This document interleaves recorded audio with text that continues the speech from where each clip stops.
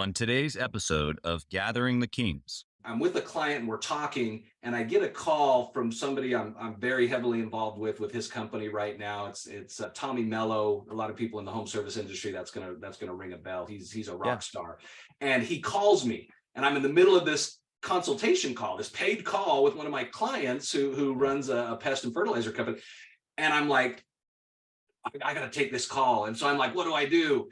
And I asked permission for the guy I'm talking to. I said, do you mind if I take this call? And he says, only if I can listen in, because he knows who Tommy is, and he's just like, I got to listen in. And so obviously I pick up, and Tommy's fine with it. And so we're talking back and forth, and he's just like, that was so valuable to hear these two giants talking about this, that, and the other. So yeah, there is something about taking away that steepness of the learning curve by surrounding yourself with other people who are successful, with other people who have been there, done that, who have, scratched their knees, stubbed their toes, like we talked about earlier. If you can surround yourselves with the right group of people, man, it just shortcuts you. I mean, it's literally a cheat code, right? You've shortcutted all the mistakes that they've made. You don't have to redo those. You are listening to Gathering the Kings with Chaz Wolfe, featuring fellow 7, 8, and even 9-figure business owners who have real battle scars from business and life, but have prevailed as the king that they are designed to be. We welcome high-performing entrepreneurs to the stage in order to reveal the real of the real on what it takes to build a successful business today. We dissect the good and bad decisions they've made along the way that give a true and accurate picture of the journey of success and how you too can get there. Through this dialogue, you will learn the value of growing your network and surrounding yourself with power players and kings like today's guest. Grab your pen and notebook because we're about to dive in. What's up, everybody? I'm Chaz Wolfe, Gathering the Kings podcast. Today, I've got Lenny Gray on the King stage. Lenny, my brother, how are you? I'm doing fantastic. Chaz, yourself? You know, it's a great day. It always is, though. But I got to tell the listeners, I came off of one recording and I was 9 minutes late. I am never 9 minutes late. And you guys, I'm just so excited for you to hear from this guy, because if he has patience and poise and posture like a true king to wait for me for 9 minutes, holy moly, I'm excited to see what he's going to give you. So thank you for doing that. But also, Lenny, thanks for being here, man. Absolutely. No, it's all good, man. Good things come to those who wait, right? That's what my mom taught me. So that's where we're at. So we're gonna provide the audience some good things today. We're gonna crush. I love it. Lenny, tell us what kind of business that you're in, my brother. So I started out in the door-to-door industry years ago. I did door-to-door sales in college for a pest control company. Started my own pest control companies, wrote a couple books. So now I'm into consulting. Got a land development company. We do vacation rentals as well. So I'm kind of all over the place. Yeah, it's funny because you mentioned before we hit the record button that you'd listened to a couple of episodes, and a lot of my guests, they're just like all over the place, all these different industries and all these different ages and successes and all this stuff. And it stems from me feeling like you, like, man, I'm franchising and real estate. And even in real estate, there's like 3 different versions. And then podcasting, mastermind, like people look at me probably like they look at you and go, could you just not pick one, bro? Or what happened, Yeah. So I feel you. You get opportunities, right? And if the right opportunities come along, not that I've hit home runs on all those opportunities, right? You're not swinging the bat unless you swing and miss sometimes. So yeah, so it's just been interesting how things have kind of fallen into place where I'm at now, and certainly open to who knows what tomorrow brings. Exactly. I love that. Okay. So you're in obviously lots of different industries, as you've said. My first question, always the same, is why? Like, not necessarily why those industries. Why are you still doing it? You're still after it. You're in multiple industries. You're still swinging the bat, as you just said. Why? Yeah. So great question. Like I said, we've had a lot of successes over the years, and in acquisitions and different things. But I really feel like I'm at the point in my life where I love the opportunity to help other people to have success. I love the opportunity to help other people reach their dreams, and I feel like from starting as just, bottom of the barrel rookie door-to-door sales rep for a company, going out knocking doors, to now I can develop programs. I can teach others how to do that and how to be successful at that. It excites me right now. That's where I'm at in my life, just to teach other people and, leave it better than I found it. That's kind of a rule of thumb for me. I love it. Now, on that note here, real quick, I want to just go practically into one little section. Your consulting that you do, is it in the door-to-door space? Is it in the pest control space? Is it in the vacation rental space? Where are you focused there? Most of my consulting stems from my books, the Door-to-Door Millionaire series. Again, 2 books there. And most people in the home service industry, that's probably more in particular what I'm heavily involved with. And it's all home service industries, not just pest.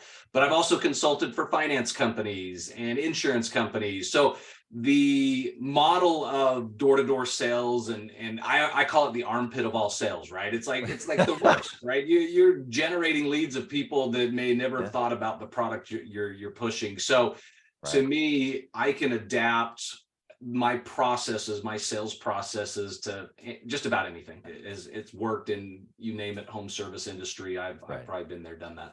Yeah, that's good.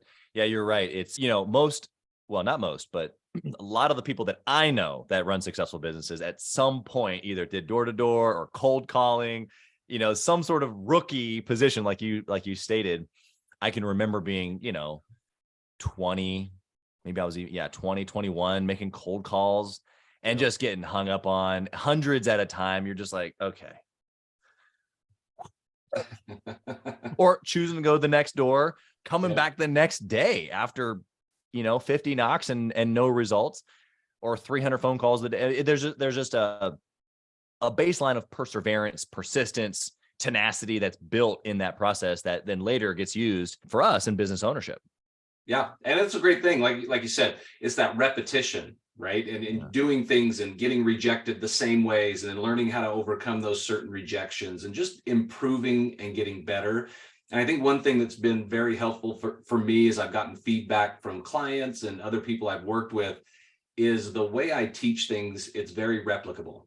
Like, I don't want to be that 1 in a million guy that's just so dynamic and so outgoing on the doors. Like, I'm a normal guy. I just, I'm probably the most boring guy in the room. If you put me in with a group of people, I'm not that outgoing. But there's something for me when I get in a sales situation, especially on the doors, that just something clicks, and something's like, you can bring a different energy, and you can bring a certain skill set that is very teachable if you have the right teachers and the right processes. I love that. It made me think of one thing, and I want to try to leave this open-ended to see if maybe your answer would be like mine. When you said you get into that door situation, right? It's like different energy.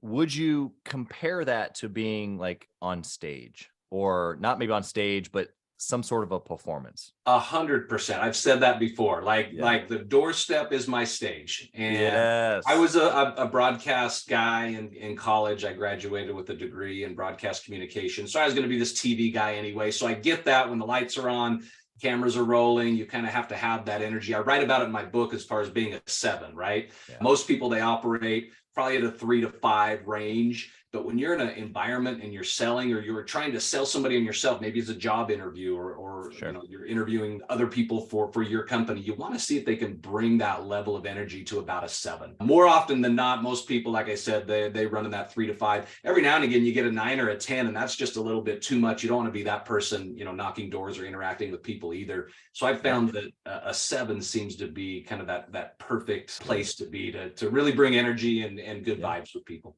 Yeah, I love it. I can remember being a sales rep, and then obviously a sales manager as well, when I would jump onto a call and take over a call and try to get it done. But I would stand up, and I have my little headset on, I'd be in my desk, and I'd turn around, and, because all the other cubes were behind me, and I'd be like, not necessarily soliciting attention, but my voice projects. I'm 6'5", I'm a big guy. It just projects. And then now they can hear me. And now I'm saying fun things. Like, I'm on stage. Like, I'm an introvert, believe it or not. Yep. But you're on this stage. You're got the 7 level of energy. It's great because it's relatable. You're building rapport. You're talking about good stuff. And then now they can hear it. And so now that I know that they're watching me, it just goes to a whole nother level. Now I'm really having fun, saying fun stuff, and which just accelerates the actual relationship that you're having with the guy on the phone or at the doorstep. Yep, absolutely. It's all real, even though it's under the lights. Yeah, 100%. 100%. Agree with that totally. Like I said, when I'm on the door with somebody doing training, and that's the thing. Like I still knock doors. Like I'm not ashamed about that at all. Like I know it's the armpit of all sales, but I love to teach people how to do it. In fact, I'm going with a group tomorrow. I'll be down in Arizona for a couple of days, and I'll be knocking doors with this group. One of the guys in the group is my son. Actually, I've got a son old enough to go out and knock doors now, and so him and some others, and we're just going to show him, and it's going to be fun. And that's what I try to do. Again, we keep it light. Like the things that I'm out there doing in the home service industry or whatever, it's just fun. You know, it's like, it's not going to make or break somebody's life if they don't get this, that, or the other. They don't get their carpets cleaned or their garage door fixed or, pest control. So you just try to entertain people, have a good time with people, and realize, you know what, at the end of the day, you're probably not going to see them again anyway. So just have fun with it. So. Yeah, it's so good. I used to, we'll move on from this topic, but one last little piece of that kind of fits in that having fun. I used to train new guys that would come in, they'd be in training. I'd go over and sit and, plug into their calls, and we'd be, they were already nervous. They're new. And then now their manager's sitting next to them and I'm plugged in, and I go, here on the next call, I want you to say hum babe, HUMBABE, hum babe. And they're like, what is that? It doesn't matter. I want you to say hum babe as many times as you can. He's like, what? Like, I'm struggling. Why are you telling me to do this? So, okay, when you answer the phone, hey, this is Chaz from so-and-so. I was looking for so-and-so, hum babe. Yeah. And blah, blah, blah. I'm calling about this, hum babe. And this hum babe and this hum babe. And I'm like, look, here's the deal. They're either not going to hear it, and it's no big deal. Yeah. Or they are going to hear it, but they're not going to say anything. So it's no big deal. Or they are going to hear it and they are going to say something. And he's going to say something like, did you just say hum babe? And you're going to be like, dude, yes, I did. You got me. And now you have one of the greatest conversations that you're ever about to have. Right. And there's that mindset of like, I can't mess this up. Yeah. I cannot mess this up. We used to have something similar. We used to have like a band of the day, right? Like you've got to say Bon Jovi on the doors. Like no matter what, you've got to say Metallica or Motley Crue or whoever it was, right? You got to work that into the conversation. And it's just, again, it kind of lightens the mood a little bit, and somebody's not too dialed in and nervous about, am I going to mess up? Am I going to say the wrong thing? It's like, these are just people. You just talk to them like normal people, and you'll have a good conversation. And so, yeah, those kind of things are fun. Those are the game within the game, right? Totally. Love it. Okay. So tell us the beginning. You said you got into door-to-door sales at the beginning, but like, what was the transition? Did you ever think that you were going to be a business owner? Kind of give us the beginnings of you and business. Yeah. So my mom actually owned a very small house cleaning business when I was younger. Okay. And so I'd do the stamps for endorse checks, and I'd go out on the weekends and, clean up these ski rentals in the winter that were just completely trashed and everything else, and just kind of help my mom with her business. So, but yeah, I served a 2-year church mission. So I knocked a lot of doors. I served in Washington, D.C. Doors just literally for 2 straight years. And upon coming home, starting school, college, I was going in my sophomore year in college. And I just had a buddy that I played high school football with, and he reached out and said, dude, you got to come and knock doors with me. You can make like 20 grand in 3 or 4 months. And I literally just told him, I said, that's fake. There's no way that's real. I just said, there's no way. I said, so I'm going to keep my, job at this warehouse, this lock and supply. I'm going to keep my warehouse. dignity. I'm going to do that. I'm just going to do the warehouse job. And I'll make my $7-8 an hour, whatever it was. And you go make your millions or thousands here and let me know. Sure enough, the fall hits, September, this guy got back and he said, listen, it's legit. I made $25K and they promoted me to a manager. Next year, I'm going to be in Birmingham, Alabama. You got to come out, and you're going to be fantastic at this. And I trusted this guy. And so it was literally a friend of mine from high school that I went, all right, man, I'll pack up everything I own in my Nissan Altima. And, I got married that previous summer. And so my wife and I drove across the country, and we set up shop in Birmingham, Alabama. And that's how I got started knocking doors. Wow. I think that I heard several things in there that I think are funny, but also just fun to point out, is that we all have that guy, whether we've been that guy or we have that guy where we're like, I don't know. Usually for me, I've been that guy. Like I can think of a really good friend of mine. I've gotten involved with several things, and he's like, I don't know, buddy. Like, I trust you. I love you, but I don't know. And usually it works out, and he's, somewhat like, dang, I should have gotten in on that. But the second thing you said, you had gotten married. Like, bro, your wife is a trooper to go across the country and let you door knock all day. Like, talk about that from an angle of not only door knocking, but you starting the businesses. Has she been a pivotal part in that, just even from a support level? Talk about that. Yeah, no, I appreciate that. So yeah, she's a rock star. We've been married 25, hit our 25-year anniversary just this last summer. Congrats. And, no kids. I mean, it was just, the cool thing about it was I sold for 3 straight summers doing my undergrad.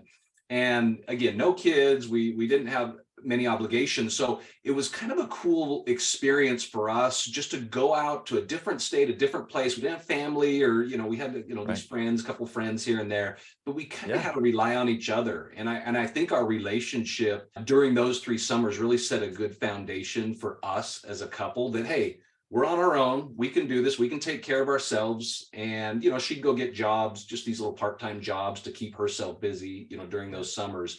But I remember it literally was probably, 5 or 6 years ago. And she's like, do you think it'd be fun to go do another summer of sales? Like if we just went somewhere and got away and went and did it. And I was like, it may be fun for you. But I don't know about for me, how fun that would be, because I just have one speed when I'm working. And it would be like, we have kids now and all these obligations. And it's like, that'd have been a nightmare. So I've kind of like squashed that a little bit. But yeah, no, those first years when it was just the 2 of us, it was huge for our relationship. That's awesome, dude. Okay, let's go practically in the business. So you've not only you're door-to-door knocking, but you're creating this process. You've written a couple of books. You now have this consulting where you're teaching the process. In some of the earlier years, I want to know of a good decision that you made that can be practical. Obviously, you're in a different business than maybe one of the listeners here today, but man, you've made a lot of good choices. I want to know one of them. Yeah. So I think for me, the best choice, besides just the choice to go out and try something, that was difficult, that I didn't quite believe in, but I trusted my friend. It was the decision during that, so the decisions I made during that first summer, because I was the one that, we set our goals. The company I was working for said, you got to write your goal down. You got to show your manager what your goal is. And I had this crazy goal, like 442. 42 is my favorite number. And the kind of money I wanted to make was in the 400 range. So I was like, 442, I'm going to do that. There you go. And I remember turning that paper in and that manager looking at that paper and kind of nodding his head. He's like, nobody's ever done that as a first year. Like, there's no way. But, I'm glad you put that goal down. And I was like, that's all the motivation I need, right? For somebody to tell me I can't do something. And so I put down on paper, not just what I needed to do, 442 at the end of the summer, not what I needed to do every month to get that or every week to do that, not every day to do that, every hour. I had it narrowed down. This is exactly what I need to do. I had a formula. Yeah. And what that formula had me doing was, before our daily training meeting, I was going out an hour to go talk to 5 people, because I knew I could control my work ethic, right? Just control the controllables, like we hear a lot.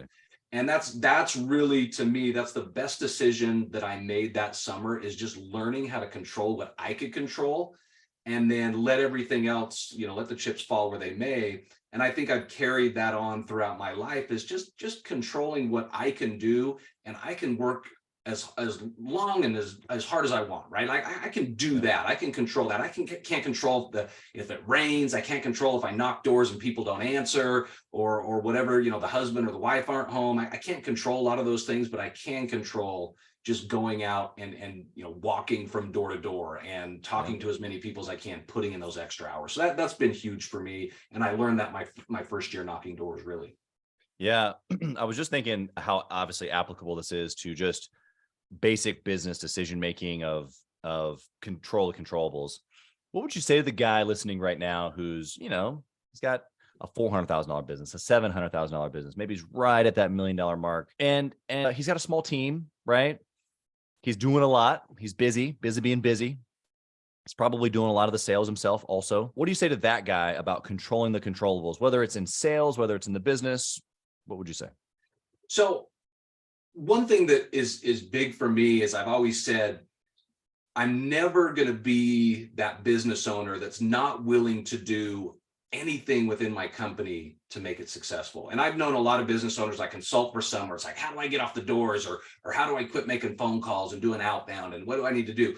Well, if you have your process and you train your people, that's great. But I've always told my business partners, I said, listen, if everything goes to hell in a handbasket, I can go knock doors, and I will do that for this company to keep it afloat and do whatever I can do. Because I mean, Yeah. literally when we started the company, it was me selling, one of my business partners spraying, and that was it. It was the two of us, that first year until we had to hire more technical help. Yeah. But I'd be willing to still grind it, whatever your goals are, right? Because we got to talk about that. Like maybe your goal is a $700,000 business. That's great. If that's what your goal is, then keep on keeping on. But if you want to keep pushing those limits, don't be afraid to get out on the truck and go do some jobs, get out on the doors or get on the phones or whatever it is to continue to generate business. Don't be that one that stands on that ivory tower and just looks at everything and makes sure you may get to that place, right? And that's the hope as a business owner, right? We can get to that place where we can work on the business, not in the business, all those things that we can make sure that we're helping our company, that it succeeds even when we're not there. But if you're still in that growth mode and you're still grinding it out, then yeah, you just have to be willing to do anything and everything to reach those benchmarks. Yeah, it's so good because there's a lot of guys or gals even listening, and a lot of other places they hear hire people, build systems, which they're going to hear some of that here as well. But a lot of the 0 to $1 million is just go get some sales, bro. Yeah. And that takes a certain mindset, which is what you've just described, this willingness to, no matter what, get in there, get my hands dirty. And even if it's me, the owner, making the calls or knocking the doors, it doesn't really matter. There's this grit that you've got to have first. And then, of course, you then duplicate that over the course of time through mindset, through training, through hiring consultants like you. But if you don't have it first, how can we replicate something else inside of your organization? And most people, that's as I've consulted for a lot of different companies, most owners, what I've found is they don't know how to make themselves replicable, right? They just don't know how to do it. They think they've got to do everything and they've got to pick up all the pieces and they've got to clean the bathroom because nobody can clean it like them. Well, then you're gonna plateau, right? Yeah. I've heard it on your show before, right? Everybody has 24 hours. Like we can only do so much. Yeah. So if you can make what you do and focus on the most important things of what you do and then train people on how to do that and have good systems and follow-ups and all those things in place, then all of a sudden you can take and you can 2 times your company, 3, 4, 5 times, whatever it is, because now other people are doing things that you typically do, but they're doing it like you. They're doing it just like you did, but you have to be a good teacher. You have to be somebody that again can teach them things that they can go ahead and replicate themselves. Yeah, I also just love your mindset around the owner being sold out to revenue generating activities because, there's a lot of introverts, a lot of extroverts. There's a lot of people who, exactly, both you and I. So it's like we have this back and forth where it's like, man, the reality of me or whoever the listener is going like, okay, I'm going to go be the best salesperson. It sometimes feels easier just to go hire somebody, which I'm not saying is the wrong move. You might need to go hire a salesperson or maybe a sales manager to hire your 2 or 3, 4, 5, 10 salespeople. But the focus or the obsession really around revenue generating activities from ownership. Yep. Like, what are we talking about? We're talking about, did we make money? Where did the sale come from? And that is just a certain like pulse of the business, a certain frequency. And so I think more than anything, that's what I'm hearing you deliver to the listener right now is like, bro, if you're not sales focused, like how, what are you going to do? How are you going to duplicate yourself? How can you even go hire somebody? You got to have revenue. Yeah. Yeah. No, that's key. You got to generate. And again, and that's an important part as well. It's generating good revenue. It's generating consistent revenue. And it doesn't just have to be the owner. It shouldn't just be the owner, but it should be the owner who, if that's most entrepreneurial minded folks are more sales background, more of that growth. That's probably what a lot of your listeners are. So if you've kind of started that and started that wheel, now we've got to teach other people how to create that same wheel. So again, you can get people coming in and again, 2 times and 3 times and 4 times and plus your business. Exactly. All right, let's flip the script, Lenny. Tell me about a bad choice, something that you did, just didn't work out. Give it to us raw.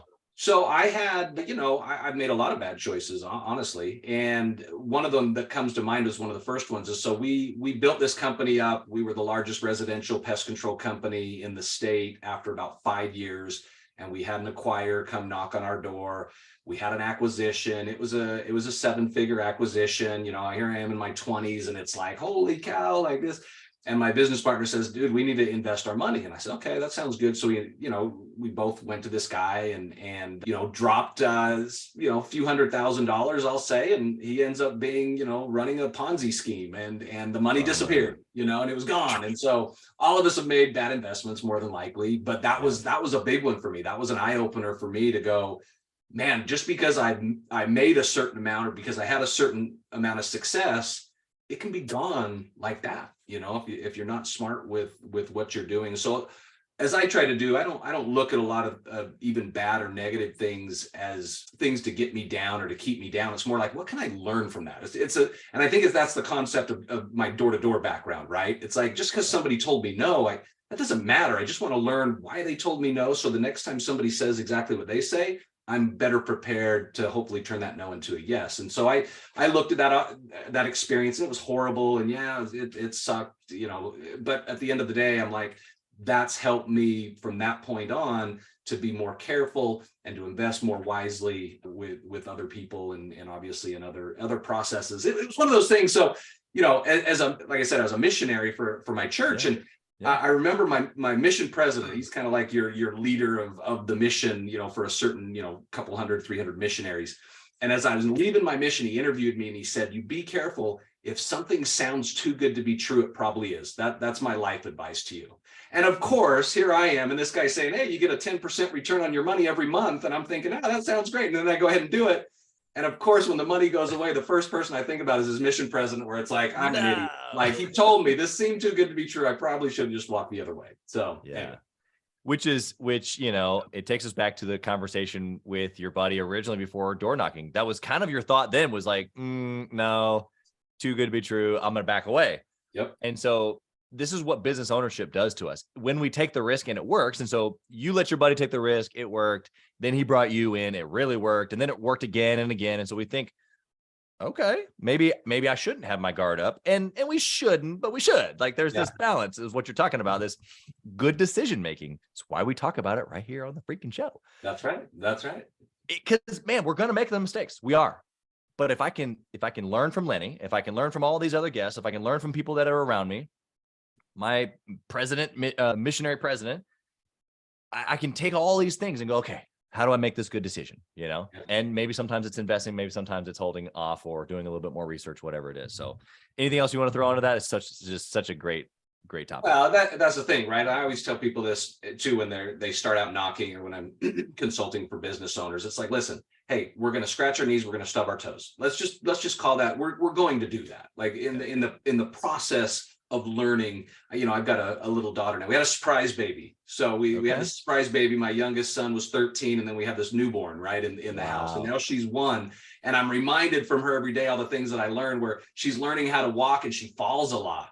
And it's like, we don't tell this baby like, oh my gosh, I can't believe you're falling. Like, get up and figure this out, right? It's like, no, you're like, good job. You took some great steps, and, we cheer her on. Well, that's how we should be as people, as business owners in that, right? Where it's like, hey, you made a mistake, but look where you are. Look, you made that mistake because you're here in this place and you took these right steps.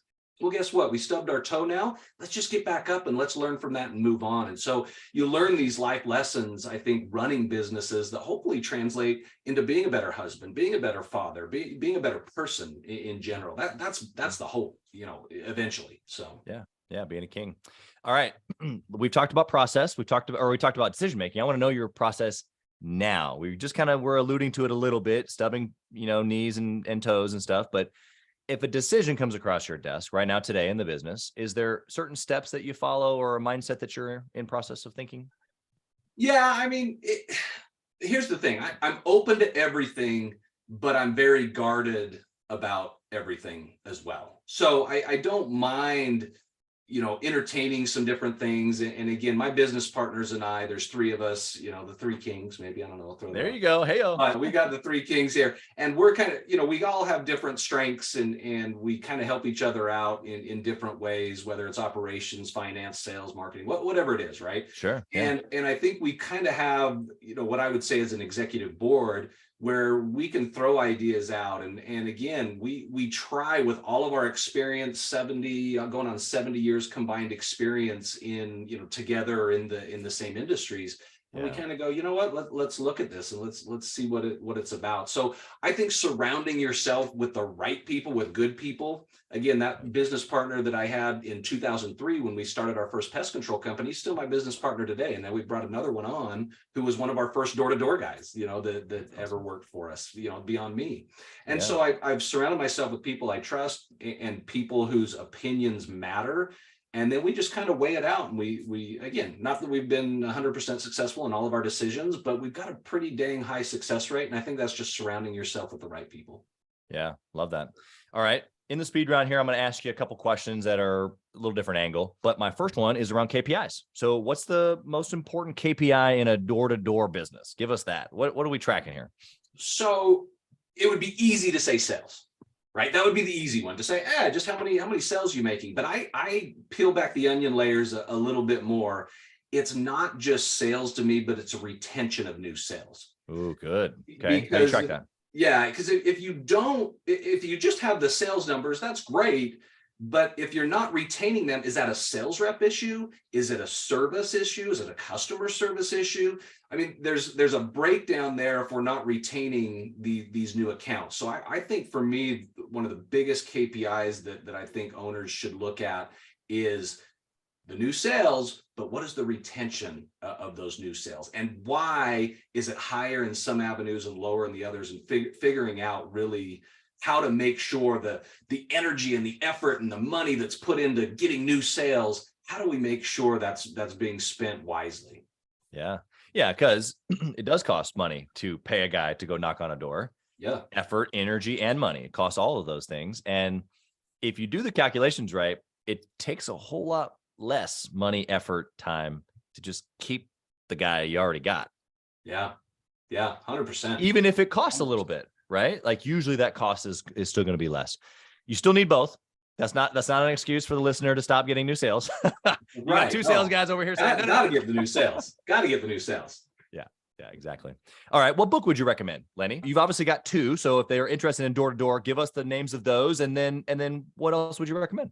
Yeah. So my two books, Door-to-Door Millionaire, Secrets of Making the Sale, and More, Door-to-Door Millionaire, Next Level Training. So those are my two books. I highly recommend the Audible version of those books because I narrate and nice. Door-to-door is kind of a different language, and even just B2B, whatever it is. Like I have a lot of companies that aren't even in door-to-door that use my books for training because it teaches you whether you're a CSR and you're doing inbound or outbound, like there's a language with it. Yeah. And so the fact that I narrate them, I think that's been the most popular by far. I mean, I got paperback, hardback, all the Kindles and all those things. But if I can hear you do it, then I can hear an example. Yeah. So I think the Audible versions have been super popular, even though I'll say recording your own book is probably as hard as writing your own book. I mean, that was a brutal thing, being in the studio and having to give that energy for 4 straight hours or, whatever thing. So, but yeah, my two books, obviously, I'm a pretty avid reader of business books. I do a lot of self-help, books and that kind of thing. So for business owners, obviously the E-Myth Revisited is a huge one. A couple that I've read recently that I really liked are The Comfort Crisis. That was a good one. Rejection Proof. That's a really good one as well. Yeah. I mean, those are just the ones that come off the top of my head right now. So we'll drop them all in the show notes and they can get links to yours as well as to everyone else's that you've mentioned. But yeah, those are some great books. And just from the titles, I can tell the principles on the ones that I didn't even know. It's like, yep, they need that. Yep. Yeah. Yep. We need that. Good stuff. Exactly. What is your thoughts around intentionally networking or masterminding with other entrepreneurs? Yeah, and I feel like I've gotten the opportunity to do that, not necessarily in the group setting, right? A lot of my colleagues have done the groups. I haven't. I feel like I interact with business owners almost on a daily basis from clients of mine. So it's kind of in a roundabout way, but it's so fun to learn. In fact, I was on a call 2 days ago now, and I'm with a client and we're talking, and I get a call from somebody I'm very heavily involved with his company right now. It's Tommy Mello. A lot of people in the home service industry, that's gonna ring a bell. He's a rock star, and he calls me, and I'm in the middle of this consultation call, this paid call with one of my clients who runs a pest and fertilizer company. And I'm like, I got to take this call. And so I'm like, what do I do? And I asked permission for the guy I'm talking to. I said, do you mind if I take this call? And he says, only if I can listen in. Because he knows who Tommy is. And he's just like, I got to listen in. And so obviously I pick up and Tommy's fine with it. And so we're talking back and forth. And he's just like, that was so valuable to hear these two giants talking about this, that, and the other. So yeah, there is something about taking away that steepness of the learning curve by surrounding yourself with other people who are successful, with other people who have been there, done that, who have, scratched their knees, stubbed their toes, like we talked about earlier. If you can surround yourselves with the right group of people, man, it just shortcuts you. I mean, it's literally a cheat code, right? You've shortcutted all the mistakes that they've made. You don't have to redo those. Yeah. Yeah. If you can pay attention, stay humble. Yeah. Make good decisions. 100%. Okay. Last question, Lenny. You're not gonna get this one, even from the episodes that you've listened to. So this is a surprise. Okay. I'm if you could talk to the younger Lenny, if you could whisper in the younger Lenny's ear, what would you say? I could whisper in the younger Lenny's ear. Man. Yeah, I grew up probably like a lot of your guests and listeners, man. I grew up with nothing, man. Like I said, my mom was a small business owner. My dad was a police officer, and interesting story there of how they met. He's my adopted dad. Haven't seen or talked to my biological dad probably since I was 5 or 6 years old, whatever it was.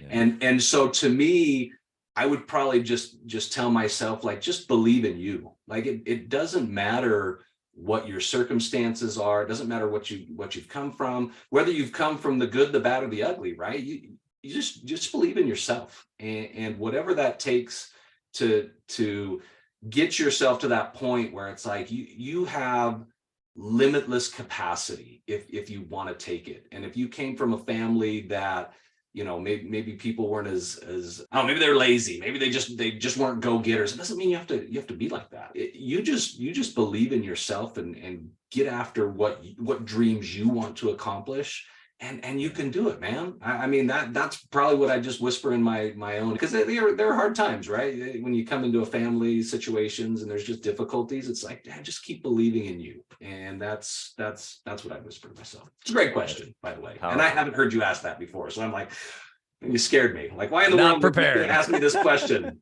But that's what I'd say off the cuff. Couldn't prepare for that at all. That's from well, and obviously an unprepared answer on that one is what's real, So we try to keep it real. But you, with that question, but obviously the whole entire show here, you've given us really so many different angles of your story specifically, but then how we, and then obviously the listener, should be thinking. Obviously sales, you talked about even process, frameworks. You talked about, spending time in certain areas like the book, or even recording the book, like those little things that you mentioned. It's like, man, those are super applicable to the thing that maybe is just hard, or the thing that we know that we need to do that, and so again, just absolutely sensational. You've already mentioned your books. How can the listener find you? Website, social, how can they connect? Maybe they want to hire you. Maybe they're interested in implementing door-to-door in their business. How can they find you? Yeah. So best recommendation, you can go to my website, lennygray.com. And I've also I'm also on all the social, LinkedIn, Twitter, Instagram, Facebook. I'm kind of all over the place. At D2DMillionaire.com. That's D2D Millionaire is the name of my consulting company. So Lenny at D2DMillionaire.com if you want to drop me an email. I love to talk to business owners. I love the opportunity to help them. I love to give them a chance to know, is door-to-door right for me? Because I will tell you if it's not. That's straight up. Like, I've had plenty of clients that come in and have these ideas, and I say, no, that's not going to work, and this is why. So, just to save you a little time and effort, it's fun to, and in fact, I do a 15-minute free consultation call with anybody who jumps in and wants to just chat with me for 15 minutes, and we can kind of make a decision from there and see if I can be of help. So I'm all about just helping people. That's where I'm at in life, and that's what I want to do. Yeah, that's what a king does, man. So you've been kingly here today. We appreciate the mindset, the energy that you brought underneath the lights or not. We know that it was real. So we just really appreciate that. Blessings on your family, your business partners, everything you put your hands to. Thank you so much for being here. Thanks, Chaz. Appreciate it. Thank you for listening to Gathering the Kings Thank today. you for listening to to Gathering the Kings today. today. You I hope nuggets that you to were go able to apply apply into into your your business business right right away. away. Apply into your More business importantly, right though, away. I hope that you're More realizing importantly, that it though, takes I hope that you're realizing more that it takes to be successful more than just to be being successful by than yourself, just doing it being all by on your yourself, own, doing carrying it the all weight on all your by own, yourself, carrying the weight what I have all by realized, not yourself. only in my own What I have journey, realized, from not only in my own multiple journey, businesses from and multiple businesses, and now and interviewing multiple different industries, literally and now over interviewing 200 or 300 literally over other 200 or very 300 successful 7, 8, other and 9 very figure business successful owners, 7, is 8, that and 9 figure business owners, it's is tough that to do it alone. And so it's Gathering tough the to do it Kings alone. literally And so Gathering the exists Kings literally to exists. bring together successful entrepreneurs. Bring In fact, together we are successful putting entrepreneurs. In together fact, we are putting together 1,000 specifically kings who are specifically grateful, but who not are done. grateful. We're intentionally but not done. assembling kings. We're intentionally who fight assembling tooth and kings nail for their who business, fight family, tooth and nail for communities. their And here's what we business, family, believe: and communities. in And here's what we believe: pursuit of that excellence in those pursuit of areas, excellence, that and it in those ignites areas within us the that it ignites responsibility within to us the govern power and responsibility forge to govern a power lasting and forge legacy. So if that a relates lasting and- legacy, and so if that resonates relates with and- you, and and you know resonates that with you you, need people and around you know that sharp, you need people around you, qualified, sharp, other qualified, very successful business owners, I other want you to very go to successful Gathering business owners. the I want you to go to Kings.com. Gathering Want the you to take a look at what we're Kings.com. doing and see if it makes sense Take a for look at what you we're to doing be and see if part it of makes sense for our you to be pursuit part of to our pursuit 1,000 kings. to Talk soon. 1,000 kings. Talk soon.